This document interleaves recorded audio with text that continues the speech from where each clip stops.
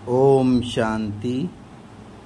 दिनांक 26 अगस्त 2024 को परमपिता परमात्मा शिव बाबा द्वारा ब्रह्मा तन में अवतरित हो ब्रह्मा मुख द्वारा उच्चारित महावाक्य मुरली इस प्रकार है। बाबा ने कहा, मीठे बच्चे, बड़ा बाबा तुम बड़े आदमियों को ज़्यादा मेहनत नहीं देते, सिर्फ 2 अक्षर याद करो, अल्फ और बे। प्रश्न, रूहानी बाप का मुख्य कर्तव्य कौन सा है जिसमें ही बाप को मजा आता है? उत्तर, रूहानी बाप का मुख्य कर्तव्य है पतितों को पावन बनाना। बाप को पावन बनाने में ही बहुत मज़ा आता है। बाप आते ही हैं बच्चों की सद्गति करने, सबको सतो प्रधान बनाने, क्योंकि अब घर जाना है। सिर्फ एक पाठ पक्का करो, हम देह नहीं आत्मा हैं।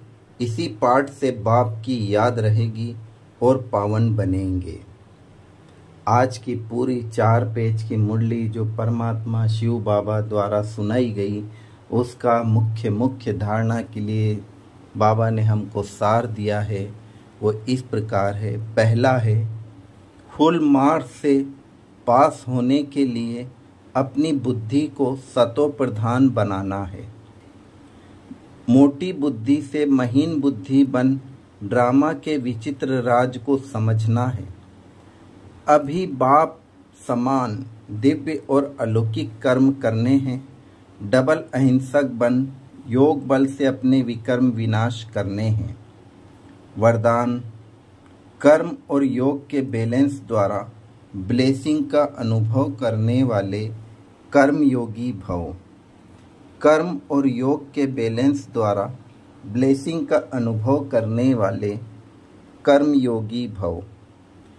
कर्म योगी अर्थात हर कर्म योग युक्त हो।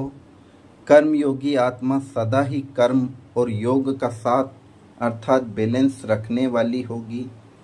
कर्म और योग का बैलेंस होने से हर कर्म में बाप द्वारा ब्लेसिंग तो मिलती ही है, लेकिन जिसके भी संबंध संपर्क में आते हैं उनसे भी दुआएं मिलती हैं।